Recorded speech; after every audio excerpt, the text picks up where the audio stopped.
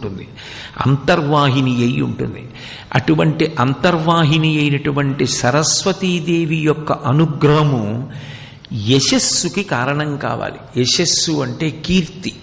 కీర్తి ఎవడు పొందాడో వాడు పరదేవతానుగ్రహాన్ని పొందాడు అని గుర్తు. అందుకే మీరు సరస్వతి అష్టోత్తరం చదవండి, లక్ష్మీ అష్టోత్తరం చదవండి, పార్వతీదేవి అష్టోత్తరం చదవండి, అమ్మవారి నామాలన్నింటిలో మీకు ఒక నామం తప్పకుండా కనపడుతుంది, యశస్విని అని. యశస్విని అంటే కీర్తినిచ్చున్నది.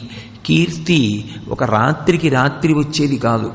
జీవితం అసిధారావ్రతంగా కత్తి అంచు మీద నడిచినట్టు ధర్మానుష్ఠానం చేసి ఎప్పుడెప్పుడు ఎవరికి ఏ ఉపకారం చెయ్యాలో తెలుసుకుని ఆ ఉపకారం చెయ్యడం అలవాటైన వాడెవరున్నాడో, ఎవడు వినయంతో ప్రవర్తిస్తూ ఉంటాడో అటువంటి వాణ్ణి కీర్తి ఆశ్రయించి ఉంటుంది.